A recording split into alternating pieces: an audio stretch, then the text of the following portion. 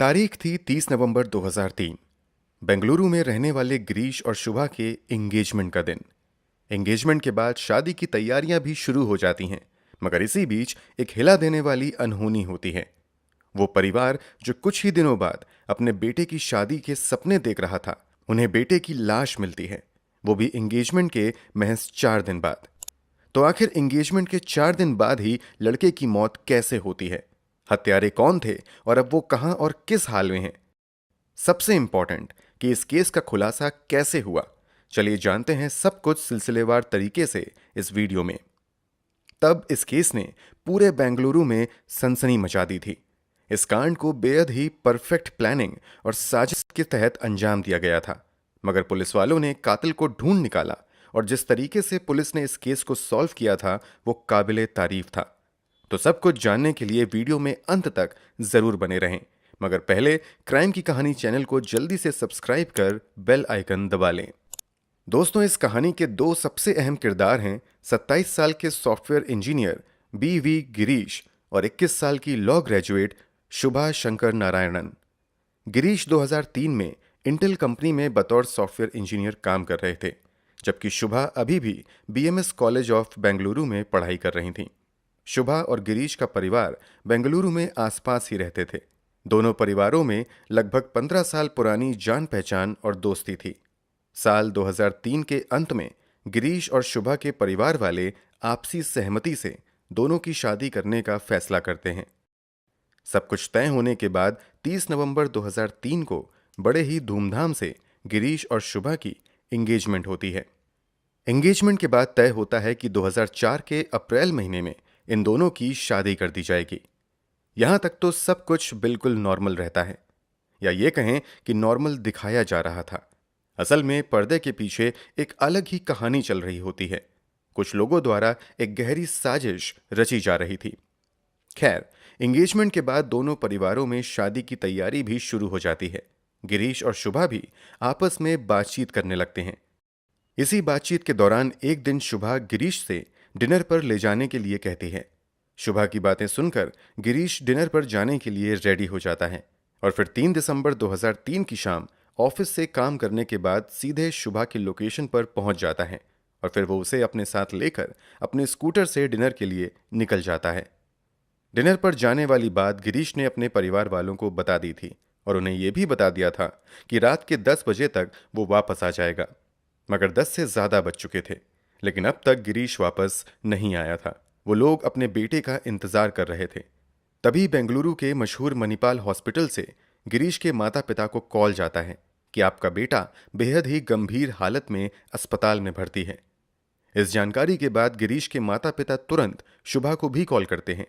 शुभा उन्हें बताती है कि जब ये दोनों डिनर से वापस लौट रहे थे, तभी कुछ गुंडों ने लूटपाट की कोशिश की और इसी लूटपाट की घटना के दौरान उन्होंने गिरीश को मारा है। इस कारण उसकी हालत खराब हो गई है। इस जानकारी के बाद शुभा और गिरीश के माता पिता दोनों ही अस्पताल पहुंच जाते हैं। गिरीश की हालत अब तक बहुत ज्यादा खराब हो चुकी थी।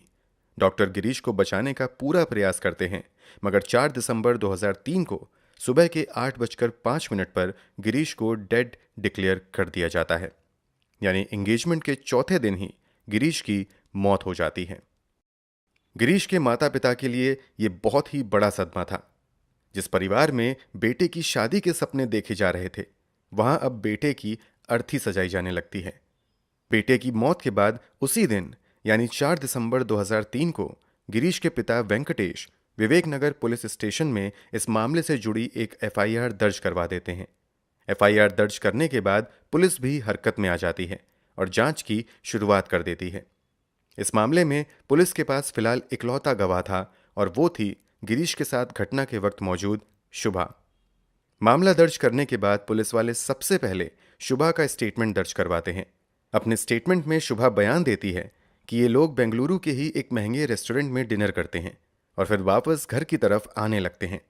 रास्ते में जब ये दोनों रिंग रोड पर मौजूद एयर व्यू पॉइंट क्रॉस कर रहे होते हैं, तभी शुभा गिरीश से एयर व्यू पॉइंट पर रुकने की रिक्वेस्ट करती है। दरअसल ये वो जगह है जहां से HAL एयरपोर्ट पर होने वाली फ्लाइट की लैंडिंग और टेक ऑफ को देखा जा सकता है। शुभा की स्टेटमेंट के मुताबिक शुभा की रिक्वेस्ट पर गिरीश अपनी स्कूटर यहां पर रोक देता है और फिर दोनों वहीं पर खड़े होकर वहां का नजारा देखने लगते हैं। शुभा के मुताबिक ये दोनों अभी वहीं पर कुछ ही देर रुके थे कि तभी कुछ गुंडे वहां पर आ जाते हैं और दोनों से लूटपाट की कोशिश करने लगते हैं। शुभा के मुताबिक गिरीश इस लूटपाट का विरोध करने लगता है।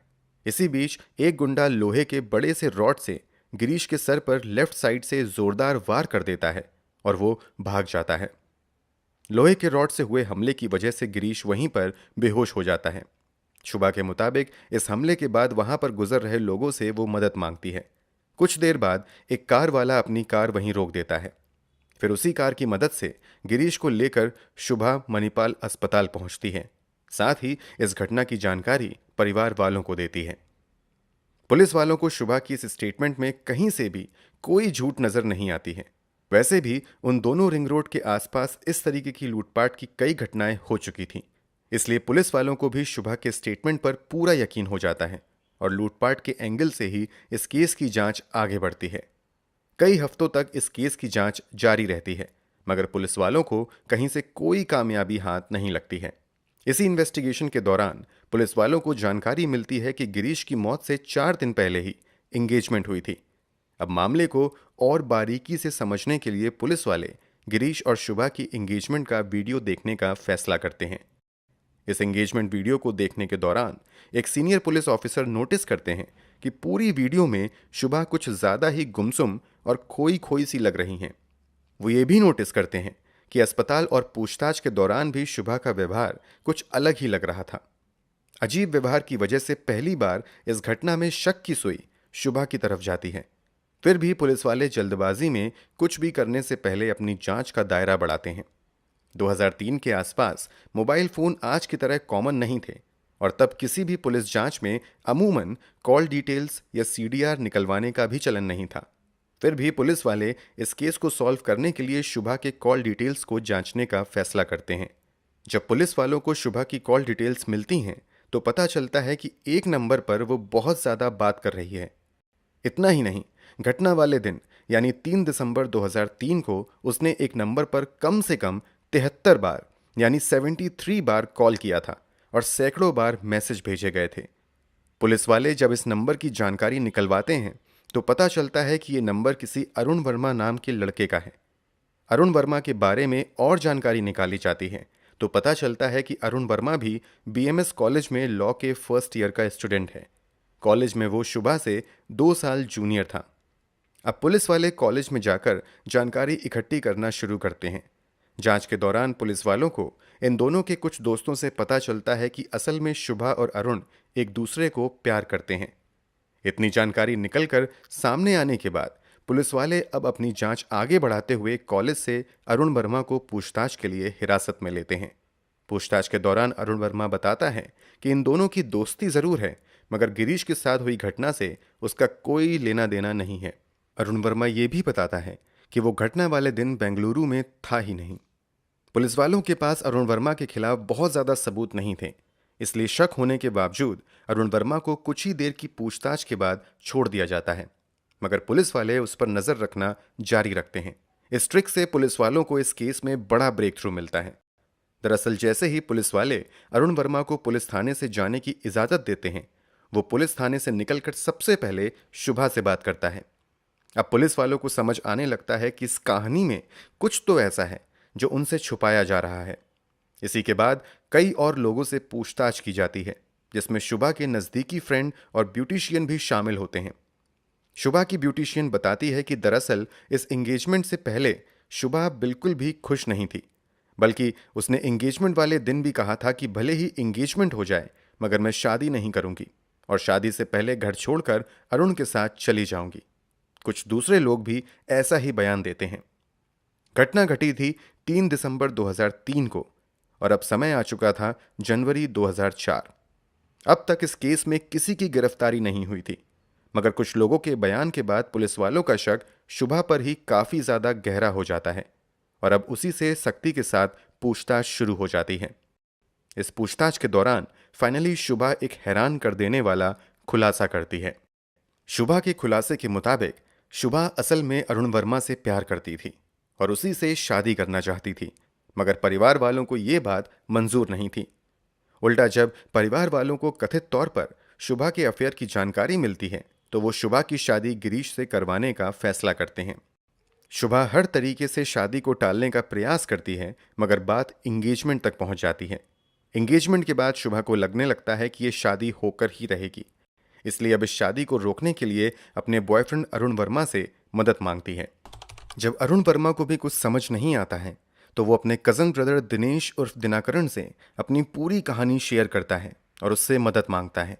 दिनेश विकास वर्मा से अपने एक दोस्त वेंकटेश की मुलाकात करवाता है। दरअसल वेंकटेश लोकल लेवल पर एक गुंडे की पहचान रखता था, कुछ छोटे मोटे केस भी चल रहे थे। फिर एक दिन शुभा, अरुण वर्मा, दिनेश और वेंकटेश बीएमएस कॉलेज में ही एक साथ बैठते हैं और बातचीत के दौरान तय करते हैं कि क्यों ना गिरीश को रास्ते से हटा दिया जाए। इसी बैठक में गिरीश को मारने का प्लान तय होता है। पहले तो अरुण वर्मा और वेंकटेश 2-3 दिन तक खुद ही गिरीश का पीछा करते हैं, मगर कुछ ना कुछ कारणों से 3 बार इन लोगों का प्लान फेल हो जाता है। लगातार प्लान फेल होने के बाद अब अरुण वर्मा गिरीश को अपने जाल में फंसाने के लिए शुभा की मदद लेता है और शुभा से डिनर के बहाने गिरीश को बुलाने को कहता है। फिर प्लान के मुताबिक ही शुभा गिरीश को डिनर के लिए बुलाती है। फिर जब ये लोग वापस लौट रहे होते हैं तभी साजिश के तहत शुभा गिरीश से फ्लाइट की लैंडिंग और टेक ऑफ देखने के बहाने एयर व्यू पॉइंट के पास रुकने की रिक्वेस्ट करती है। शुभा की साजिशों से अनजान गिरीश अपनी बाइक रोककर वहीं पर खड़े होकर फ्लाइट की लैंडिंग और टेक ऑफ देखने लगता है। एसएमएस से शुभा इस बात की जानकारी अरुण वर्मा और उसके साथियों तक पहुंचा देती है कि ये लोग एयर व्यू पॉइंट पर रुके हुए हैं। फिर जानकारी मिलते ही अरुण वर्मा, दिनाकरण और वेंकटेश सभी मौके पर पहुंच जाते हैं और फिर जब गिरीश दूसरी तरफ मुंह करके खड़े होकर नज़ारे का आनंद ले रहा होता है तभी लोहे के एक बड़े से रॉड से वेंकटेश एक जोरदार हमला गिरीश के सर पर करता है। चोट लगते ही गिरीश वहीं पर बेहोश होकर गिर जाता है। इधर हमला करने के अगले ही पल अरुण वर्मा, दिनाकरण और वेंकटेश वहां से भाग जाते हैं। फिर उन लोगों के जाने के बाद शुभा रोने धोने का नाटक करने लगती है और वहां से गुजर रहे लोगों से मदद मांगना शुरू करती है। उन्हीं में से एक व्यक्ति अपनी कार रोक देता है, जिससे शुभा गिरीश को लेकर मणिपाल हॉस्पिटल आती हैं और फिर इस मामले की जानकारी पुलिस वालों को देती हैं। फिर सभी के सामने लूटपाट की एक झूठी कहानी सुनाती हैं। पुलिस पूछताछ के दौरान ये भी खुलासा होता है कि शुभा एक मॉडर्न ख्याल वाली लड़की थी, उसे वेस्टर्न कल्चर ज्यादा पसंद थे। दूसरी तरफ गिरीश सिंपल लाइफ जीना पसंद करता था। डांस क्लब, पब, एल्कोहल इत्यादि गिरीश को पसंद नहीं था। इस बात से भी शुभा को एतराज था। गिरीश की सिंप्लिसिटी की वजह से भी वो उसे पसंद नहीं करती थी। उसे डर सताने लगा था कि अगर गिरीश से उसकी शादी हो गई तो उसका जीवन भी कुछ ऐसे ही सिंपल हो जाएगा। इस कारण भी वो गिरीश से हर हाल में अपनी शादी को रुकवाना चाह रही थी। बस इसी के बाद उसने गिरीश को खत्म करने जैसा हैवानियत भरा फैसला किया। शुभा के इस खुलासे के बाद 25 जनवरी 2004 को शुभा के बॉयफ्रेंड अरुण वर्मा, उसके भाई दिनाकरण और दिनाकरण के दोस्त वेंकटेश को पुलिस द्वारा गिरफ्तार कर लिया जाता है। इन लोगों की निशानदेही पर पुलिस जंगल से हमले में इस्तेमाल किए गए लोहे के रॉड को भी बरामद कर लेती है। इस मामले की सुनवाई 25 फरवरी 2004 से मायो हॉल कोर्ट में शुरू होती है। हालांकि कुछ ही दिनों बाद इस केस की सुनवाई बंद हो जाती है और पूरा मामला ठंडे बस्ते में चला जाता है। गिरीश के पिता अकेले बेटे को इंसाफ दिलाने की लड़ाई लड़ते रहते हैं, मगर 2-3 सालों तक इस केस में कोई सुनवाई नहीं होती है। इसी बीच 18 दिसंबर 2007 को अचानक हार्ट अटैक की वजह से गिरीश के पिता की भी दुखद मौत हो जाती है। गिरीश के पिता की मौत के बाद मीडिया में जुडिशरी की किरकिरी होती है। फिर 19 दिसंबर 2007 से इस केस की रेगुलर सुनवाई फास्ट ट्रैक कोर्ट में शुरू होती है। फिर 3 साल की लंबी सुनवाई के बाद जुलाई 2010 में गिरीश की हत्या के जुर्म में शुभा, अरुण वर्मा और 2 अन्य को उम्र कैद की सजा सुनाई जाती है। इन सभी पर 50-50 हजार का जुर्माना भी लगाया जाता है। निचली अदालत के इस फैसले के खिलाफ गिरीश के परिवार वाले और शुभा के पक्ष के वकील भी हाईकोर्ट में अपील करते हैं। गिरीश के परिवार वालों की मांग होती है कि सभी दोषियों को फांसी की सजा दी जाए, जबकि शुभा और अन्य दोषी सजा को चैलेंज करने के लिए हाईकोर्ट का दरवाजा खटखटाते हैं। कुछ ही महीनों की सुनवाई के बाद कर्नाटक हाईकोर्ट निचली अदालत द्वारा दिए गए उम्रकैद की सजा को बरकरार रखता है। चारों दोषियों को जेल भेज दिया जाता है। अब इस केस की मौजूदा स्थिति की बात करें तो वैसे तो सभी को उम्र कैद की सजा मिली थी, मगर जब शुभा 52 महीने जेल की सजा काट लेती हैं, तब 2014 में सुप्रीम कोर्ट द्वारा उसे बेल दे दी जाती है। फिलहाल शुभा जमानत पर बाहर हैं, जबकि बाकी दोषी अभी भी जेल की हवा खा रहे हैं। दोस्तों, इस पूरी कहानी पर आपकी क्या राय है? कमेंट बॉक्स में जरूर बताएं। हमारी मेहनत पसंद आई हो तो इस वीडियो को लाइक करें, वीडियो को शेयर करना बिल्कुल ना भूलें। अगर आपने अब तक चैनल सब्सक्राइब नहीं किया है तो जल्दी से क्राइम की कहानी चैनल को सब्सक्राइब भी जरूर कर लें। क्राइम की दुनिया से जुड़ी ऐसी ही कहानियों के लिए हमारे साथ लगातार जुड़े रहें। धन्यवाद।